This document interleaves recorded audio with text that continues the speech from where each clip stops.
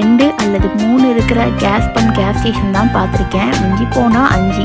ஆனால் இங்கே 120 case pump இருக்கிற கேஸ் ஸ்டேஷன் உலகத்திலே பிரம்மாண்டமான இடம் அப்படின்னா இந்த இடம் தாங்க. ரொம்ப நாளைக்கு அப்புறமா அந்த கோவிலுக்கு வந்து ரவுண்ட் பாதாம் பார்த்துருப்போங்க. யாராவது பச்சை கலரில் பாதாம் பார்த்துருக்கீங்களா? அதுவும் கொட்டையோட உடைச்சி சாப்பிட்ற மாதிரியே நான் இப்போ தாங்க பார்த்தேன். நமக்கு தாங்க இதெல்லாம் பார்க்கும்போது பயமாக இருக்குது. ஆனால் அந்த சின்ன பசங்களுக்கு தொட்டு பார்க்குறதுக்கு ரொம்பவே பிடிச்சிருக்கு போல. அதோட பாதுகாப்புக்காக இந்த ஒரு விஷயத்தை ஸ்டாப் பண்ணி வச்சுருக்காங்களாங்க. ஹாய்ங்க, எல்லாரும் எப்படி இருக்கிறீங்க? Welcome back to my journey. என்னோட சேனலை சப்ஸ்கிரைப் பண்ணி பார்க்குற அத்தனை நல்ல உள்ளங்களுக்கும் என்னோட கனிவார்ந்த நன்றிகள். எப்பயுமே காய்கறி வாங்கலாம் அப்படின்னு சொல்லிட்டு ஒவ்வொரு வாரம் ஒவ்வொரு கடைக்கு போவேன். எங்கள் வீட்டு பக்கத்தில் இருக்க ஒரு இந்தியன் கிராசரி கடைக்கு போயிட்டு நம்மளோட பாவக்காய் அந்த மாதிரி காய்கறி எல்லாம் அங்கே எடுப்பேங்க.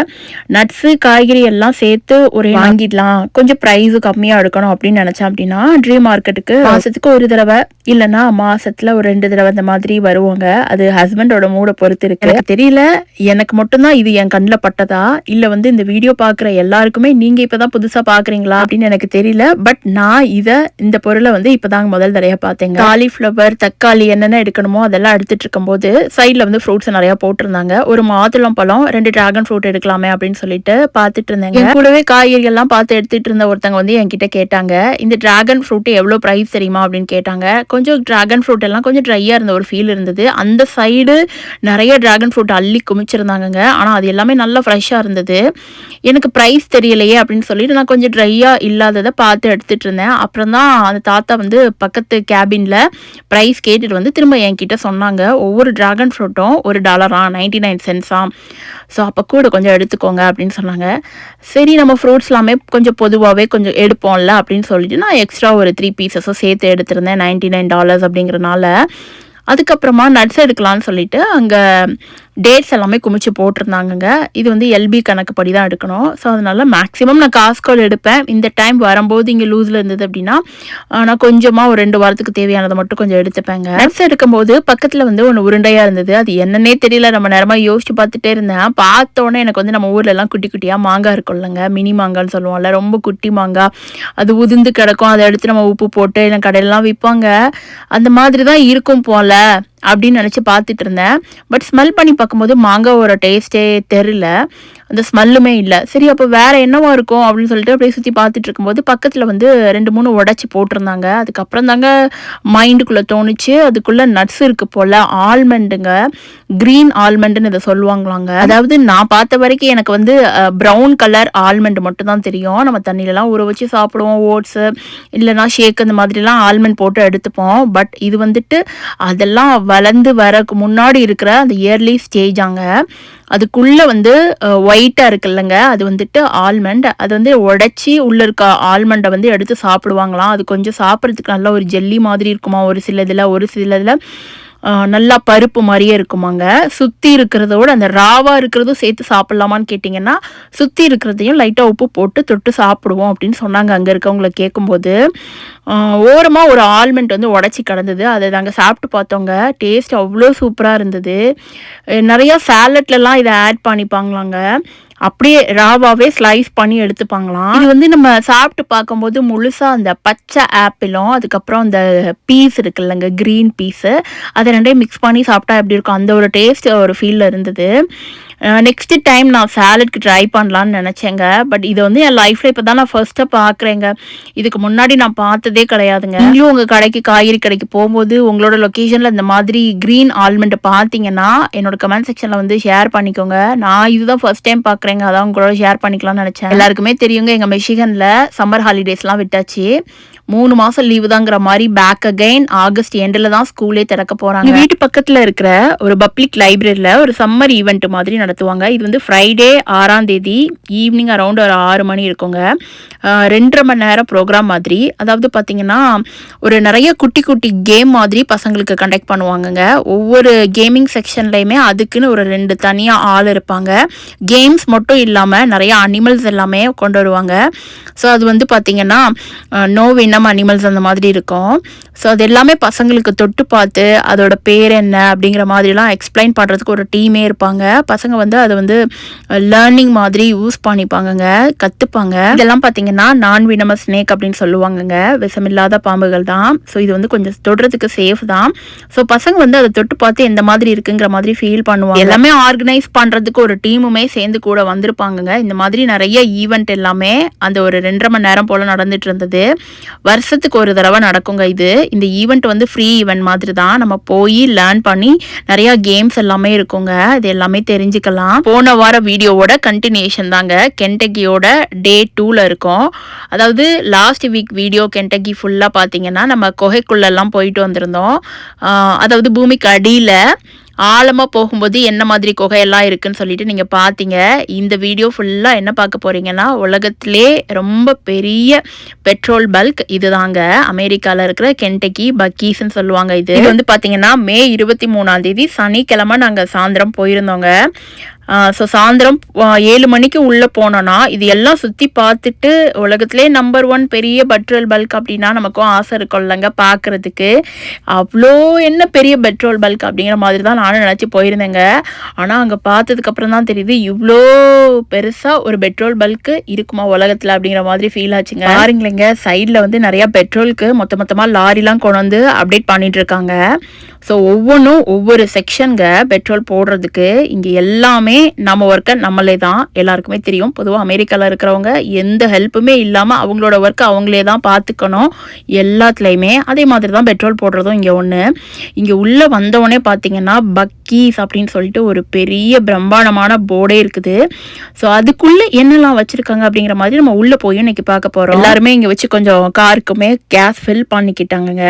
ஸோ ஒவ்வொன்றும் இண்டிவிஜுவல் அப்படிங்கிறனால ஒன்று கார் ஃபில் ஆனவுடனே அடுத்த கார் வந்து ஃபில் ஆகுறதுக்கு வெயிட் பண்ணிட்டு தான் ஒவ்வொரு கேஸ் ஸ்டேஷனில் இருக்கணும். ஆனால் இங்கே யாருமே வெயிட் பண்ண வேணாங்கிற மாதிரி அவ்வளோ பெருசாக இருக்குங்க. நிறைய இடம் கூட இருந்தது ஒவ்வொரு கேஸ் ஸ்டேஷன்லையுமே ஃபில் பண்ணுறதுக்கு. அப்படியே கேஸ் ஃபில் பண்ணிவிட்டு சரி கடைக்குள்ளே வந்தோம். பார்த்தீங்கன்னா ஒரு தனி உலகமே இருக்குன்னு தான் சொல்லணுங்க. சாப்பிட்றதுலேருந்து துணி அப்புறமா கிச்சன் ஐட்டம்ஸ்ன்னு சொல்லிட்டு எல்லாமே மொத்த சரவணா ஸ்டோர்ஸும் ஒரே பக்கீஸ்குள்ளே அடக்கியிருக்காங்கிற மாதிரி தாங்க எனக்கு அன்னைக்கு ஒரு ஃபீல் ஆச்சு. என்னோட பையனுக்கு ஒரு ஆசைங்க, இந்த பக்கீஸ்க்கு முன்னாடி ஃபோட்டோ எடுத்துட்டு அவங்க ஸ்கூலில் போய் அவங்க டீச்சர் கிட்ட அவங்க பசங்க கிட்டலாம் ஷேர் பண்ணணும் அப்படின்னு சொல்லிட்டு.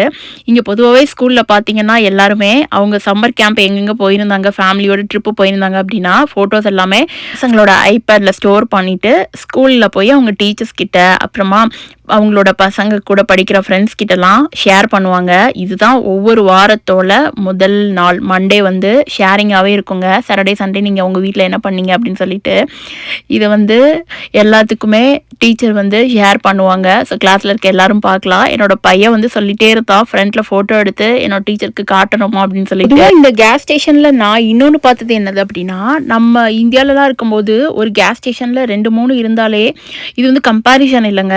நான் இங்கே வந்து இருக்கிறத ஜஸ்ட் ஒரு டிஃப்ரென்ஷியேட்காக சொல்கிறேன். அப்புறம் யாரும் கமெண்ட் பண்ணிடாதீங்க. என்னோட இந்தியா எனக்கு என்றைக்குமே பெருசு தான். நான் அந்த ஒரு மீனிங்கில் சொல்லலை, ஜஸ்ட் ஃபார் டிஃப்ரென்ஷியேட்காக தான் சொல்கிறேன். திரும்பவும் சொல்லிக்கிறேன். ஸோ அந்த 4 கேஸ் ஸ்டேஷனில் நம்ம ரொம்ப நேரம் நின்று பெட்ரோல் போடுவோம். அதுக்குன்னு ஒரு ஆள் இருப்பாங்க, அவங்க தான் போடுவாங்க. காசு கொடுத்துட்டா அவங்களே எல்லாமே ஃபில் பண்ணிடுவாங்க. காரை கொண்டு வந்து நிப்பாட்டிட்டு நம்ம கேஸ் போட்டு நம்ம கிளம்பிட்டே இருக்கலாம். கார்லேருந்து இறங்காமல் கூட கேஸ்லாம் போட்டிருப்போம். இந்த உலகத்திலே பெரிய கேஸ் ஸ்டேஷனான இங்கே அமெரிக்காவில் இருக்கிற இந்த பக்கீஸில் இப்போ நீங்கள் பார்த்துட்டு இருக்கிறீங்களங்க. இங்கே வந்து பார்த்தீங்கன்னா 120 கேஸ் ஸ்டேஷன் இருக்குது.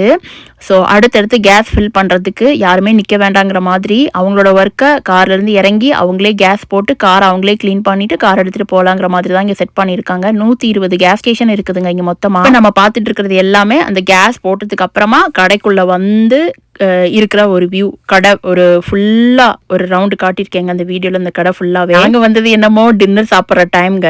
அப்படியே பயங்கரமாக பசிக்க ஆரம்பிச்சிருச்சுங்கிற மாதிரி அங்கவே ஃப்ரெஷ்ஷாக ரொட்டி எல்லாம் போட்டுட்டு இருந்தாங்க. அந்த ரொட்டி மேக் பண்ணுற மெஷின் எல்லாம் பாருங்களேங்க.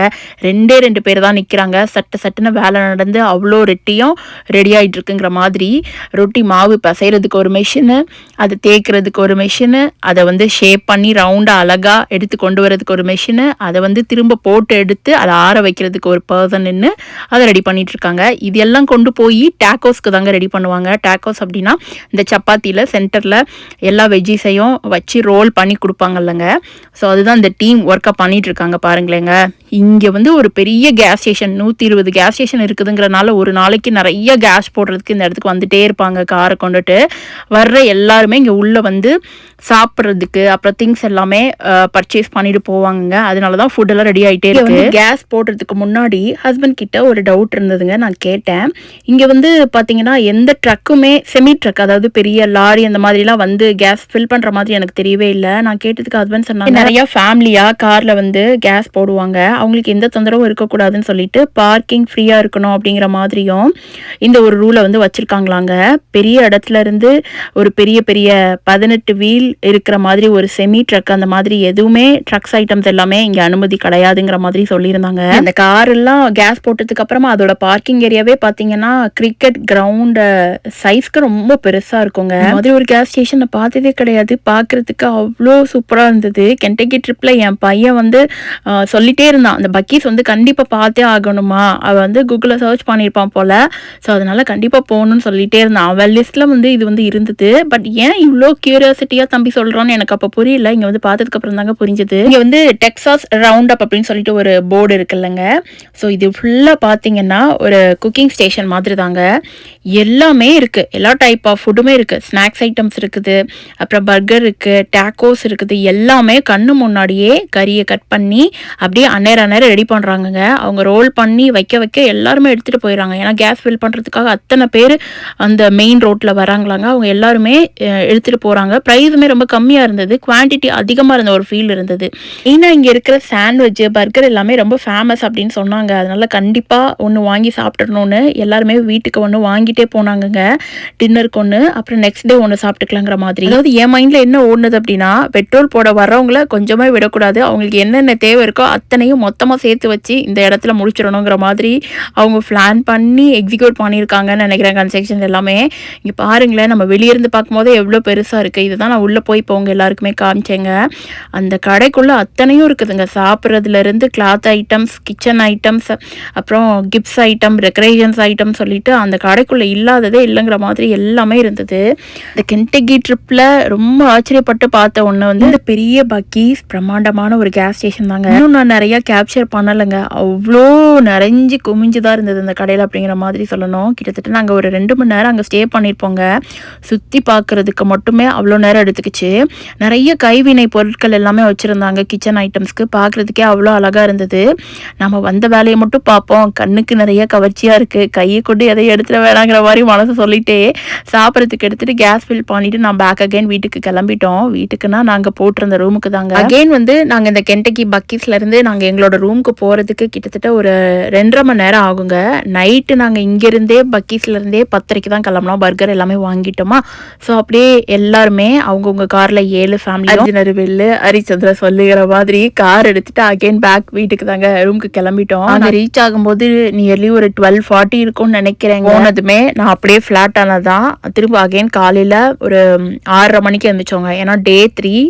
ஸோ அன்னைக்கு வந்து பார்த்திங்கன்னா நாங்கள் ஒரு பிளான் வச்சுருந்தோம். எங்கெங்கே போனோம், சின்சினாட்டி போனோங்க, இந்த இடத்துக்கு தான். ஸோ இங்கே என்னெல்லாம் பார்த்தோம், அதாவது கென்டக்கிக்குள்ளே தான் இருக்குது. ஸோ அப்படியே கிளம்பி போகிற வழியில் என்னெல்லாம் பார்த்தோங்கிற மாதிரி. அன்னைக்கு வந்து 10:30க்கு செக் அவுட் பண்ணிவிட்டு அப்படியே எல்லாருமே அந்த ரூமெல்லாம் க்ளோஸ் பண்ணிவிட்டு நாங்கள் அன்னைக்கு கிளம்புனோம். ஸோ என்னெல்லாம் பார்த்தோம், அப்புறம் எங்கே வந்து சாப்பிட்டோம் அப்படிங்கிறத நெக்ஸ்ட் வீக் வீடியோவில் நான் உங்களுக்கு ஷேர் பண்ணுறேன். ஹஸ்பண்ட்க்கு இந்த வாரம் பர்த்டேங்க, அதனால் நான் கோவிலுக்கு கிளம்பியிருந்தோம். எங்கள் வீட்டு பக்கத்தில் இருக்க அம்மன் டெம்பிளுக்கு தாங்க போனோம். ஹஸ்பண்ட் வந்து அன்னைக்கு ஆஃபீஸ் இருந்தது, வியாழக்கிழமை ஜூன் 11ஆம் தேதிங்க. ஸோ அதனால் அவங்க ஆஃபீஸ்க்கு கிளம்பணும் அப்படிங்கிறனால காலையில் ஒரு 11:30க்குள்ளே நான் ஆஃபீஸ்க்கு போகணும் அப்படின்னு சொல்லிட்டு கொஞ்சம் சீக்கிரமாக கிளம்பு, கோவிலுக்கு போயிட்டு வந்துடலாம் அப்படின்னு சொன்னாங்க. ஸோ ஒரு 6 மணி போல் எழுந்திரிச்சு ஹஸ்பண்ட்க்கு பர்த்டேனால கேசரி, அப்புறம் அன்னைக்கு ரொம்ப சிம்பிள் பிரேக்ஃபாஸ்ட்டு தாங்க. இட்லி, அப்புறம் தேங்காய் சட்னியும் மல்லி சட்னியும் பண்ணியிருந்தேன். அதை மட்டும் சாப்பிட்டுட்டு பசங்களுக்கு ஊட்டிட்டு ஹஸ்பண்ட் வந்து காஸ்கோவில் ஒரு புது ட்ரெஸ் எடுத்திருந்தாங்க. ஸோ ஹஸ்பண்ட் வந்து அந்த ட்ரெஸ் தான் அவங்க பர்த்டேக்கு போட்டுட்டாங்க. ஹஸ்பண்டோட பர்த்டே அப்படின்னால அவங்களுக்கு பிடிச்ச மாதிரி அவங்க வீட்டில் இருந்து ஒரு லாஸ்ட் டைம் இந்தியாவிலேருந்து அத்தையும் மாமாவும் பார்சல் அனுப்பியிருந்தாங்க. கொரியர் அனுப்பும்போது சாரீஸ் வந்து ஒரு 2 சாரீ கொடுத்துருந்தாங்கங்க. அதில் ஒரு சாரீ நான் ஆல்ரெடி கட்டிட்டேன். ஸோ இந்த சாரீ வந்து கெட்டிடலாம் அப்படின்னு சொல்லிட்டு ஹஸ்பண்ட் பர்த்டே அன்னைக்கு கெட்டலாம் அப்படிங்கிற மாதிரி மைண்டில் இருந்துகிட்டே இருந்தது. பட் அதில் வந்து ப்ளவுஸ் வந்து கொஞ்சம் லூஸாக தைச்சிட்டாங்கங்க. அது வந்து போடுறதுக்கே எனக்கு ஃபிட்டாகவே இல்லை. ரொம்ப ஒரு ப்ராடாக இருந்த மாதிரி இருந்தது, ரொம்ப லூஸாகவும் இருந்தது. நம்ம போட்டு ஒரு 1 டே ஃபுல்லாக அந்த ப்ளவுஸோடு நிற்க முடியாது. நாங்கள் கொடுத்த சைஸ் ஒன்று, அவங்க வந்து ஸ்டிச் பண்ண சைஸ் ஒன்றுங்கிற மாதிரி ஆயிடுச்சு. ரொம்ப ப்ராடாக ரொம்ப விரித்து தைச்சிட்டாங்க. கையே பாதி தான், தோள்பட்டைக்கு பாதி தான் இருந்த மாதிரி இருந்தது. நானும் ஒரு 2-3 தடவை போட்டு பார்த்தேங்க. அதை எப்படியாவது கெட்டிடுவோம், நமக்காக கொடுத்துருக்காங்கல்ல அப்படின்னு சொல்லிட்டு. பட் என்னால் அந்த ப்ளவுஸை போட்டுட்டு சாரியை கெட்டவே முடியலங்கிற மாதிரி இருந்தது. பட் இந்த டைம் பர்த்டேக்கு கண்டிப்பாக போட்டுறணும் அப்படின்னு சொல்லிட்டு கோவிலுக்கு போகும்போது கெட்டிட்டு போயிடலான்னு சொல்லிட்டு ஃபைனலாக போட்டுட்டேங்க. ஸோ போயிட்டு அப்புறம் ஹஸ்பண்ட் வந்து 11:30க்கு திரும்ப பேக் அகைன் வந்துட்டு கிடக்கிடன்னு ஒரு 12 o'clock ஆஃபீஸ் கிளம்பிட்டாங்க. அன்றைக்கி ஒரு மீட்டிங் இருந்ததுன்னு சொல்லிட்டு அன்றைக்கி வீட்டுக்கு வரதுக்கே பேக் அகைன் 10 o'clock ஆகிடுச்சு. ஃபைனலாக எனக்கு தோணுச்சு காலையில் கொஞ்சம் சீக்கிரம் போயிருந்தாவது ஒரு 5 மணிக்கு இல்லை பொதுவாகவே 7 o'clock தான் வருவாங்க. அட்லீஸ்ட் ஒரு 5:30க்காவது வந்துடுவாங்க பர்த்டேங்கிறனால அப்படின்னு நினச்சேன். பட் ஆனால் அன்றைக்கி டோட்டலாக 10 o'clock ஆகிடுச்சு பேக் அகைன் வீட்டுக்கு வரதுக்கே. சம்மரில் பசங்க 2 பேரையும் ஒரு என்கேஜாக வச்சுட்டு வீடியோ கேப்சர் பண்ணி எடிட் பண்ணி ஸோ எல்லா ஒர்க்கையும் ஒர்க்கு போனால் கூட பார்த்துடலாம் போலங்க. பசங்களை வீட்டில் வச்சுட்டு எல்லாத்தையும் மேனேஜ் பண்ணி சிங்கிளாக மேனேஜ் பண்ணும்போது ரொம்ப ஒரு சம்டைம்ஸ்லாம் மைண்ட் அப்செட் ஆகி சாட்டர்டே சண்டே ரொம்ப டயர்டாகிடும். அது என்னமோ தெரில, ஹஸ்பண்ட் கேட்டுகிட்டே இருப்பாங்க, உன்னால தான் பண்ண முடியல, அதெல்லாம் எல்லாருமே பண்ணுறாங்க, நீ வந்து ரிலாக்ஸாக உட்காந்து பசங்களை ஹேண்டில் பண்ணணும் அப்படின்னு சொல்லிட்டு. 2 பேரும் பசங்களாக இருக்கும்போது தான் அந்த அவங்க மாமோட மைண்டு புரியும். ஏதாவது என்ன கொடுத்தாலும் ஏதாவது ஒரு சண்டை வருங்க, ஒரு ஆர்குமெண்ட் வரும். அதை சமாளித்து கிச்சனில் பார்த்திங்கன்னா நான் 6 மணிக்கு எழுந்திரிச்சிட்டேன்னா 1 hourல சமைச்சிருவேன். பட் அந்த டே ஃபுல்லாக ஆக்டிவ் ஆகிடுங்கிற மாதிரி, நான் லேட்டாக இருந்துச்சேன்னா அந்த டே ஃபுல்லாக கிச்சன்லேயே தான் இருப்பேங்கிற மாதிரி தாங்க சம்மர் போயிட்டுருக்கு. எல்லா ஒர்க்கும் போயிட்டு கூட இந்த வீடியோ எடிட் பண்ணுறது, கேப்சரிங் மற்றதெல்லாம் பண்ணிடலாம் போல். பட் இந்த சம்மரில் மைண்டு ரொம்பவே கிராங்கியாக இருக்குது அப்படின்னு தான் சொல்லணும். ஸோ அன்னைக்கு கோவிலுக்கு போயிட்டு வந்தது எனக்கு ரொம்பவே ரிலாக்ஸாக இருந்தது. மிஷிகனில் பாண்டியாக் அம்மன் கோவிலுங்க இது. எனக்கு ரொம்ப பிடிச்ச இடம்னே சொல்லணும். ஏதோ அம்மாங்கிற ஒரு கனெக்ட், ஒரு ஃபீல் வந்து இந்த கோவிலுக்கு வரும்போதெல்லாம் இருக்கும். நெக்ஸ்ட் வீக் கென்டக்கி Day 3 vlogல மீட் பண்ணலாங்க. பெரிய கேஸ் ஸ்டேஷனை நீங்களும் பார்த்துட்டீங்கிற ஹாப்பினஸில் இந்த வீடியோவை முடிச்சுக்கிறேங்க. நன்றிங்க.